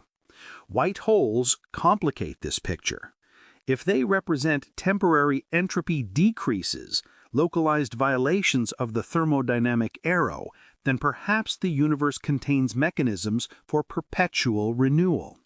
Matter ejected from white holes could coalesce into new stars, new galaxies, restarting stellar cycles that otherwise would end as stars exhaust their fuel and fade. However, the entropy violations are temporary and local. Globally, entropy still increases. Each white hole collapses adds more entropy to the universe than the white hole subtracted during its eruption. The net effect still marches toward heat death, merely taking a slightly more circuitous route. Unless white holes connect to external reservoirs, other universes, higher dimensions, or primordial states outside our spacetime. If every white hole draws matter from elsewhere, injecting fresh energy and low-entropy material into our universe, then heat death might be indefinitely postponed. The universe would become an open system rather than closed, with matter flowing in through white hole fountains and flowing out through black hole drains. This possibility depends on the multiverse being real and connected through Einstein-Rosen bridges. If confirmed, it would mean the universe is fundamentally immortal. Even as local regions wind down, new infusions from white holes would restart cycles of structure formation. Stars would ignite from white hole ejecta, galaxies would form around them, life could emerge on planets orbiting those stars. Civilizations might rise, study the white holes that birthed their worlds, and themselves eventually fall into black holes, transmitting their matter to white holes in other universes, perpetuating the cycle. The universe wouldn't be a singular entity with a beginning and end, a node in an eternal network, matter and energy flowing through it continuously. Heat death would be impossible because the system is never closed. Entropy could increase locally, but would be reset globally by the constant influx from other universes. This vision is both comforting and unsettling.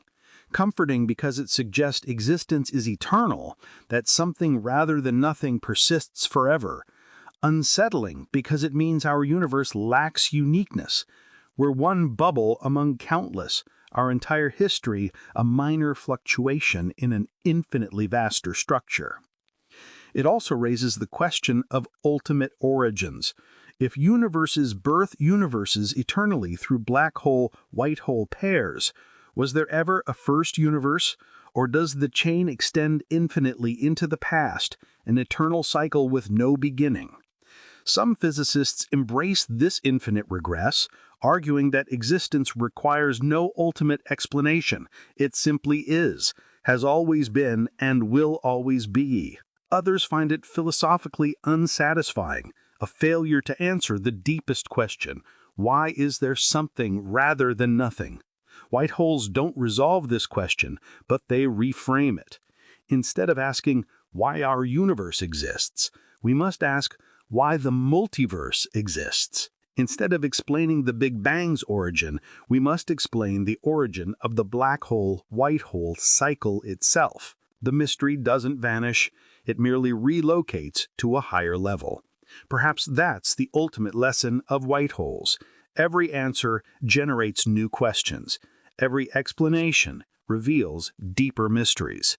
The universe is not a puzzle with a solution, but an infinite recursion of questions, each layer more fundamental and more strange than the last. And somewhere in that infinite stack of mysteries, a white hole erupts, spewing matter into a newborn universe, beginning the cycle again. Suppose tomorrow astronomers announce the definitive detection of a white hole in our cosmic neighborhood, say 1,000 light-years away in the constellation Cygnus. The object exhibits all the predicted characteristics: gravitational lensing without accretion, relativistic matter ejection, spectroscopic signatures matching theoretical predictions, and gravitational wave emissions consistent with time-reversed black hole geometry. This discovery would trigger the most intense observational campaign in astronomical history. Every telescope on Earth and in space would reorient toward Cygnus. Physicists would mobilize to analyze data, test predictions, and extract every possible insight before the white hole collapses. First scientific priority: measure the geometry precisely. General relativity predicts specific properties for white hole event horizons: their radius, their effect on light paths, their gravitational wave signatures. Confirming these predictions would validate Einstein's equations in their most extreme regime, where space-time curvature becomes so intense that classical and quantum effects intersect. Any deviation from predictions would be revolutionary. If the measured geometry differs from theory even slightly, it would indicate new physics, perhaps quantum gravitational corrections to Einstein's equations, modifications required at Planck scales, or exotic matter affecting the horizon structure. Such deviations would guide theorists toward the ultimate goal: a quantum theory of gravity unifying relativity with quantum mechanics. Second priority: analyze the ejected matter in detail. Every spectroscopic line, Every particle detected, every energy measurement would provide data about conditions inside the white hole singularity. This might seem impossible. How can we learn about the singularity when it's hidden behind the event horizon? But the matter passed through or originated from that singularity.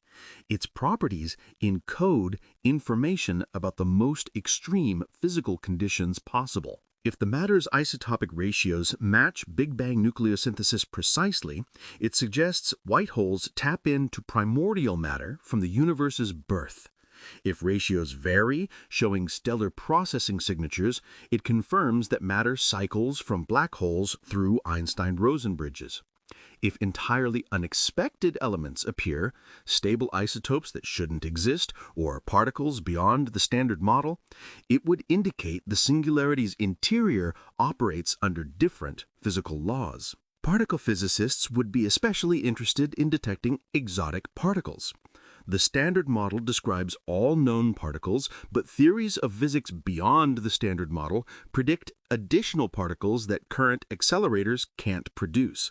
Too massive, too weakly interacting, or too unstable. A white hole's singularity might be the universe's ultimate particle accelerator, achieving energies and densities where these exotic particles form naturally. Detecting them in the ejected matter would confirm theories of supersymmetry, extra dimensions, or other extensions to known physics. Third priority, test the information paradox directly. If we can capture white hole ejecta and analyze its quantum state, we might determine whether information is preserved, scrambled, or destroyed during passage through the singularity. This requires extraordinary experimental precision, measuring quantum correlations between billions of particles, but it's theoretically possible. Suppose we find that the ejected matter's quantum state is pure rather than mixed. A pure state contains maximum information. A mixed state indicates information loss. Finding a pure state would prove information is preserved through gravitational collapse and ejection, supporting the holographic principle and suggesting quantum mechanics remains valid even at singularities. Finding a mixed state would be equally significant. It would confirm Hawking's original instinct that information is destroyed, requiring major revisions to quantum theory or demonstrating that quantum mechanics has limits. Either outcome would reshape our understanding of nature's fundamental laws. Fourth priority, search for patterns in ejection timing and intensity. If white holes are connected to black holes elsewhere in spacetime, ejection events might correlate with black hole accretion events light years away or even light years in the past or future. Detecting such correlations would prove the Einstein-Rosen bridge connection and allow us to map the bridge's geometry. Imagine finding that matter ejected today from the white hole in Cygnus matches matter that fell into a black hole in Andromeda 2.5 million years ago, the light travel time between galaxies. This would confirm not only the bridge's existence, but its temporal structure, showing that the bridge connects different times as well as different places. Fifth priority, monitor the white hole's collapse. All observed white holes eventually invert into black holes. Watching this transformation in detail would reveal how quantum mechanics resolves geometrical impossibilities. Does the transition occur smoothly or catastrophically? Does it release gravitational waves, and if so, what's their waveform? Does the gamma-ray burst at collapse encode information about the white hole's interior state? The collapse event would last seconds to minutes, but contain data worth decades of analysis. Gravitational wave detectors would capture space-time's response to the geometry flip. Gamma-ray telescopes would measure the energy release. Neutrino detectors might catch neutrinos produced in the final matter-antimatter annihilations at the transforming horizon. After collapse, the new black hole would remain, a permanent reminder of the white hole's brief existence. Astronomers would track its evolution, measuring its mass, spin, and how it interacts with nearby matter. Does it immediately begin accreting material, becoming a normal black hole? Or does it remain quiescent, a dark monument to geometric impossibility made briefly manifest? Beyond these scientific priorities, the discovery would have profound cultural impacts. Philosophers would debate what white holes tell us about causality and time. Theologians would incorporate them into cosmological arguments and discussions of creation. Science fiction would explode with new stories exploring white holes as portals, power sources, or cosmic mysteries. Educational systems would scramble to update curricula.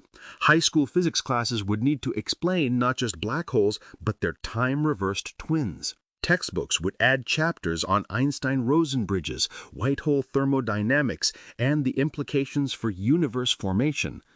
A new generation of students would grow up understanding that space-time is far stranger than their grandparents imagined. Engineers would begin long-term feasibility studies. Could we ever harness white hole energy? Could we use their gravitational fields for propulsion or space-time manipulation? Could we learn to create them artificially? Even if the answers are no for the foreseeable future, the theoretical groundwork would begin, laying foundations for technologies centuries hence. Most profoundly, the discovery would shift humanity's cosmic perspective. We already underwent such shifts when we learned Earth isn't the universe's center, when we discovered the universe's vastness and age, when we found that matter and energy are equivalent and interconvertible. White holes would be the next shift, realizing that space-time itself is dynamic, that past and future can flip, that our universe might be one among countless others connected through gravitational structures we're only beginning to understand. This is the transformative power of white holes. They're not just astrophysical curiosities, but windows into the nature of reality itself. Every measurement would be a glimpse behind the curtain, revealing how the cosmic stage is constructed and why it permits the play of matter and energy we call existence. We've explored white holes as distant objects, exotic phenomena occurring elsewhere in the cosmos. But there's one more possibility to consider, perhaps the most profound and unsettling. What if we're inside a white hole right now? What if the Big Bang itself was a white hole eruption, and we're experiencing the expansion from within? This hypothesis, championed by physicists like Nikodem Poplawski and Hal Haggard, takes seriously the mathematical similarity between white hole interiors and expanding universes. Both geometries involve matter and energy spreading outward from a central singularity. Both have event horizons separating interior from exterior. Both exhibit space-time curvature that makes certain regions causally inaccessible. The Big Bang model describes our universe emerging from an infinitely dense, infinitely hot singularity 13.8 billion years ago. Space itself expanded, carrying matter and energy outward. This expansion continues today, accelerating due to dark energy. The early universe was opaque, filled with plasma so dense that photons couldn't travel freely. Only after 380,000 years did the universe cool enough for atoms to form and light to propagate, creating the cosmic microwave background we observe today. Now compare this to a white hole's interior, as described by general relativity. Matter explodes outward from a singularity. The expansion is unstoppable. Everything inside moves away from the singularity because space-time geometry mandates it. The interior is initially dense and hot, gradually cooling as expansion continues. An event horizon separates the interior from whatever lies outside.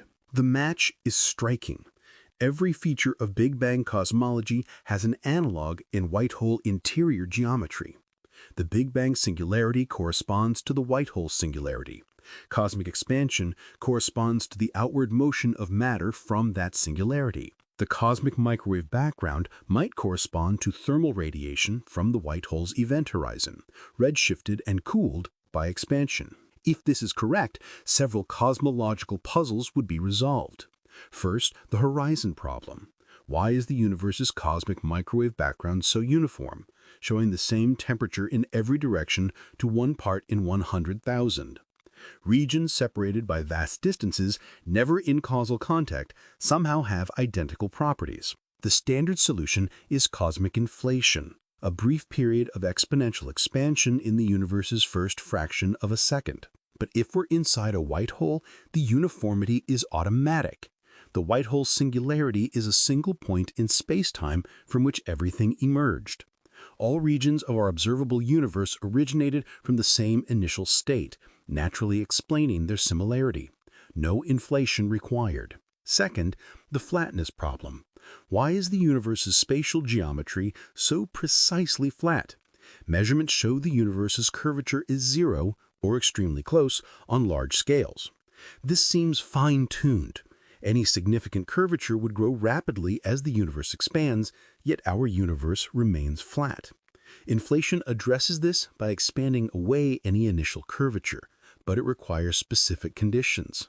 White hole interior geometry naturally produces flatness. The mathematics of how space-time expands inside a white hole leads to asymptotically flat spatial sections, exactly what we observe. The fine-tuning is geometric inevitability rather than lucky initial conditions. Third, the singularity problem. The Big Bang singularity is a point where density becomes infinite and physics breaks down. We can't apply known laws to describe what happened before the Big Bang because time itself begins at the singularity. This is philosophically uncomfortable, an absolute beginning, an uncaused cause, a moment before which nothing existed. If the Big Bang is a white hole eruption, the singularity is less troubling. It's not an absolute beginning, but a transition point.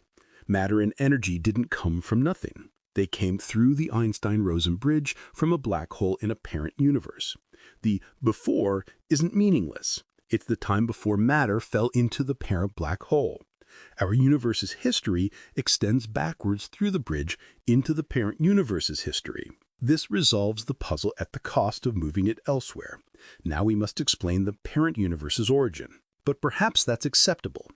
Infinite regress might be preferable to absolute beginning. At minimum, it removes the theological implication of creation ex nihilo, replacing it with a naturalistic mechanism for universe formation. The hypothesis makes tentative predictions. If our universe is a white hole, its large-scale geometry should match specific solutions to Einstein's equations, solutions describing space-time inside white hole event horizons. Cosmologists can calculate what patterns should appear in cosmic microwave background fluctuations, galaxy distributions, and gravitational wave backgrounds if we're inside such a structure. Early analyses suggest rough agreement, but not perfect match. The universe's observed properties are consistent with white hole interior geometry, but don't uniquely require it. Alternate explanations remain viable. More precise measurements from next-generation surveys might distinguish between hypotheses. Another test involves the universe's ultimate fate. If we're inside a white hole, the expansion might eventually reverse. White holes are unstable and collapse into black holes. From outside, this is a brief process, decades or centuries. But inside, time dilation could stretch those decades into trillions of years of experience time for inhabitants. If collapse begins, we'd observe the universe's expansion slowing and reversing. Galaxies would begin approaching rather than receding. The cosmic microwave background would blue shift rather than red shift. Eventually, everything would converge back toward the central singularity in the Big Crunch, the time-reverse analog of the Big Bang. Living inside a white hole would fundamentally recontextualize our cosmic situation. We wouldn't be inhabitants of an isolated universe floating in an infinite void. We'd be inside a gravitational structure, a bounded region of space-time with a definite edge, the event horizon separating interior from exterior. That horizon lies in our past, not our spatial distance. It's the moment of the Big Bang itself, the boundary beyond which we cannot see. When we look at the cosmic microwave background, we're seeing photons that last scattered 380,000 years after the Big Bang, coming from regions approaching the event horizon. We can never see beyond because the horizon is a one-way boundary in time. From outside our white hole, in the parent universe, what would observers see? A black hole, a dark sphere from which no light escapes. They couldn't see our stars, galaxies, or civilizations. Those exist inside the horizon, invisible to exterior observers. To them, the black hole's surface would be featureless, characterized only by mass, spin, and charge. Our entire 13.8 billion year history, our 93 billion light-year observable universe, would be compressed to zero volume from their perspective. All of human civilization, every thought, every discovery, every joy and suffering, would be interior degrees of freedom, microstates contributing to the black hole's entropy. This is perhaps the most humbling perspective imaginable. Not only are we tiny organisms on a small world, orbiting an ordinary star in a vast galaxy among billions, we're inside a point. All our space-time is interior geometry. Our grandest structures are invisible to the external universe. We are, in the most literal sense, inside the event horizon, trapped in a gravitational well from which no escape is possible because the walls are temporal rather than spatial. Yet this perspective is also strangely empowering. If we're inside a white hole, we're part of a cycle connecting universes. Matter from a parent universe became our universe's building blocks. Matter in our universe, falling into black holes, might see daughter universes budding from those black holes' white hole twins. We're a link in a chain of cosmic reproduction, stretching infinitely forward and backward in time. Life and consciousness might not be rare accidents in an indifferent void, but recurring features in an eternal cosmic ecosystem. Universes that produce black holes produce daughter universes. If conditions favorable for black holes also favor life, both requiring long-lived stars, stable matter, etc., then life might be common throughout the multiverse.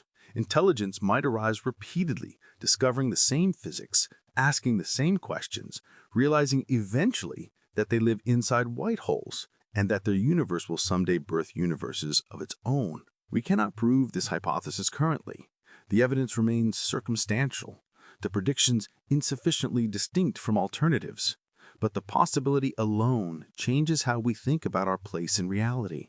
We're no longer obviously at the end of a chain of explanation. We might be in the middle, products of prior processes, precursors to future ones. Throughout this exploration, we've examined white holes through physics, astrophysics, and cosmology. But perhaps the deepest questions they raise are humanistic. Why do we care about objects we've never directly observed, that may not exist, that certainly don't affect our daily lives? The answer reveals something profound about human nature. We are meaning-making creatures. We tell stories to understand our world, and we need those stories to cohere, to make sense, to connect phenomena in satisfying ways. White holes disrupt our story's coherence, while simultaneously offering new narrative possibilities. Consider the story we currently tell about the universe. In the beginning, there was a Big Bang. Space expanded, matter clumped into stars and galaxies, and on at least one planet, life emerged and evolved into conscious beings capable of asking why. This story has a clear beginning, the Big Bang, a middle, cosmic evolution, and an ambiguous end, heat death or Big Crunch. It's a tragedy in the classical sense, a grand narrative with inevitable decline and fall. White holes disrupt this story. If the Big Bang was a white hole, there was no absolute beginning. If black holes birth new universes, there is no final end. The tragic arc collapses into an endless cycle, creation and destruction intertwined, each ending generating new beginnings. Some find the cyclical vision more satisfying. It echoes myths from many cultures. Hindu cosmology's cycles of creation and dissolution, Norse mythology's Ragnarok followed by renewal, the Mesoamerican calendars of recurring ages. These traditions saw time as circular rather than linear, and white holes provide a physical mechanism that makes such cyclicality scientifically plausible. Others find it deeply unsatisfying. A cycle without beginning or end feels meaningless. There's no ultimate origin to explain, no final purpose to achieve. Everything that happens has happened infinitely before and will happen infinitely again. Progress becomes illusion, meaning dissolves into eternal recurrence. The debate mirrors ancient philosophical disputes between linear and cyclical time conceptions. Judaism, Christianity, and Islam embrace linear time, with creation and apocalypse bracketing meaningful history. Eastern traditions often favor cycles. Western scientific cosmology initially adopted linear time, Big Bang to heat death, but white holes introduce cyclical elements. suggesting the truth might be synthetic, linear on small scales, but cyclical on the grandest scale. Beyond temporal structure, white holes challenge our concept of causality, which underlies how we attribute meaning. We understand events by tracing causes. Why did this happen? Because that happened before it. White holes erupting without proximate cause break this chain. They're effects without obvious causes, at least not causes accessible within our space-time. This makes white holes feel magical or divine to some observers. Causeless events are how many cultures describe divine action. God acts without prior cause, creating or intervening according to inscrutable will. White holes could be naturalistic versions of miracles, moments when the impossible intrudes into the possible, law-bound universe. But this analogy is imperfect. White holes, even if causeless within our universe, likely have causes in the broader multiverse, matter falling into black holes elsewhere, quantum fluctuations, or processes we don't yet understand. The causelessness is epistemological. We can't access the causes. Rather than ontological, causes don't exist. They remain natural phenomena, not supernatural interventions. Still, the feeling of encountering something fundamentally mysterious remains. White holes would be our generation's equivalent of early astronomers observing comets or eclipses, events that seemed to violate natural order, that inspired awe and fear, that demanded explanation even as they resisted easy understanding. This awe is valuable. Modern life often feels disenchanted, stripped of mystery by scientific explanation. We know why rainbows appear, what causes thunder, where babies come from. The universe's magic seems diminished. White holes restore some of that magic. They're phenomena at the edge of comprehensibility, tantalizing hints that reality is stranger and grander than our theories capture. From this perspective, white holes serve a psychological and cultural function beyond their physics. They remind us that we don't have everything figured out, that nature still holds surprises, that the universe retains capacity to astonish. This is healthy. Hubris threatens when we think we understand everything. White holes keep us humble. They also inspire. Every astronomer who studies them, every physicist who models them, every person who reads about them experiences a spark of wonder. That spark drives discovery. Children who learn about white holes might pursue science careers, hoping to solve remaining mysteries. Adults already immersed in daily routines might pause to contemplate cosmic strangeness, gaining perspective on their concerns. In this sense, white holes matter not despite being distant and inaccessible, but because of it. They're symbols of the unknown, embodiments of the questions that drive human curiosity. Whether they exist physically or only mathematically, they exist conceptually, as ideas that challenge, inspire, and transform how we think about reality. And perhaps that's enough. Perhaps the value of white holes lies not in practical applications or immediate observations, but in what they represent. The universe's refusal to be completely known, its insistence on remaining, always and forever, more mysterious than we expect. We began with questions. What if white holes are real? What if everything swallowed by black holes erupts elsewhere? What if the Big Bang was such an eruption? We've journeyed through physics and philosophy, exploring white holes' mathematical inevitability and thermodynamic impossibility, their potential role in universe formation and the information paradox, their implications for causality and time's arrow. We've imagined their discovery, their dangers, and the possibility that we live inside one. No definitive answers emerged. White holes remained theoretical, their existence unconfirmed, but the journey itself reveals something profound about how science works and why it matters. Science isn't just collecting facts. It's exploring possibilities, following logic wherever it leads, entertaining ideas that challenge our assumptions. White holes emerged from Einstein's equations a century ago, mathematical curiosities that most physicists dismissed. They violated thermodynamics, seemed unobservable, offered no practical benefits. By every pragmatic measure, they weren't worth studying, yet physicists studied them anyway, driven by curiosity and the equation's insistence that these objects could exist. Decades of theoretical work mapped white holes' properties, predicted their signatures, and connected them to profound questions about information, causality, and cosmic origins. Now, a century later, we might be detecting them. Mathematics led where intuition feared to follow. This is science at its best, rigorous yet imaginative, constrained by data yet willing to extrapolate, grounded in equations yet aimed at the cosmos. White holes exemplify this approach, their predictions taken seriously despite seeming impossible. Mysteries worth exploring because the universe has repeatedly proven stranger than we imagine.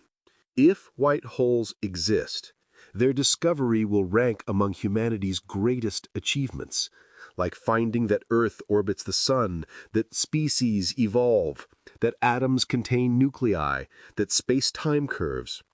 Will have confirmed that reality includes time-reversed fountains of matter, regions where entropy decreases, connections between distant space-time regions or separate universes.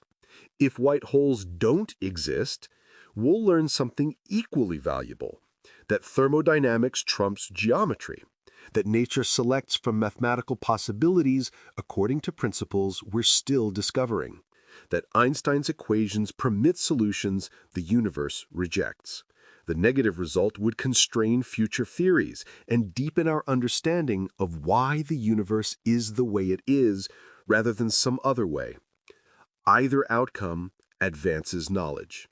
This is the beauty of good scientific questions. They're informative regardless of the answer. But beyond advancing knowledge, white holes remind us why we ask questions at all. Humans are curious about our origins and fate, our place in the cosmos, the nature of time and existence. These aren't questions with practical payoffs. Knowing whether we live inside a white hole won't cure diseases or solve climate change. It matters because understanding matters.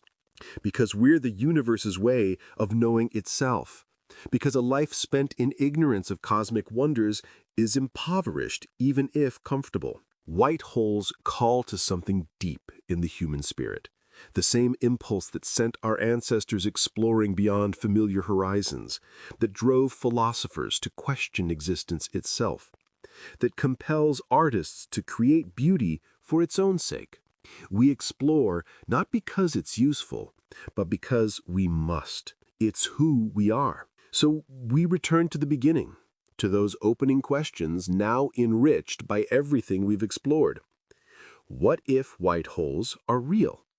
Then the universe is more dynamic than we knew.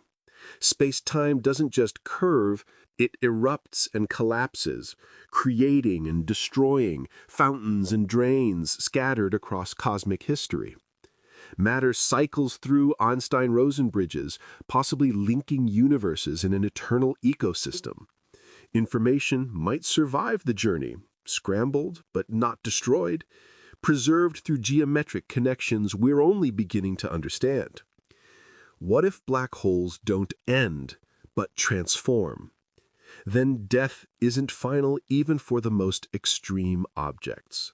The ultimate crushing, matter compressed to infinite density, inverts into explosive rebirth. The universe contains redemption mechanisms, processes that resurrect what seemed irretrievably lost. This might be physics' most poetic insight, that even singularities, those points where mathematics breaks and reality ends, can become sources, origins, beginnings. What if the Big Bang was a white hole? Then we're inside a structure larger and stranger than we imagined. Our entire universe is interior geometry, all our space and time contained within an event horizon that, from outside, looks like a black hole. We're participants in a reproductive cycle, products of an earlier universe and potential parents of future ones. Our existence has context, connection, continuity. We're not isolated, but embedded in a vast, perhaps infinite genealogy of universes. These possibilities remain unproven, but they're no longer merely speculative. We have mathematics describing white holes, observations potentially detecting them, and missions planned to study them. Within our lifetimes, we might know whether white holes are real, and if so, what they tell us about reality's deepest nature. Until then, they remain what they've always been: the impossible made mathematically necessary, the end that becomes a beginning, the drain that runs backward into a fountain. They're space-time's rebellion against our expectations, nature's reminder that she's under no obligation to be comprehensible, and perhaps the universe's greatest magic trick, making something from nothing, or more precisely, making something from everything, by connecting ends to beginnings through geometries we're only beginning to navigate. In the end, white holes are mirrors. They reflect our theories, our questions, our deepest uncertainties about existence back at us.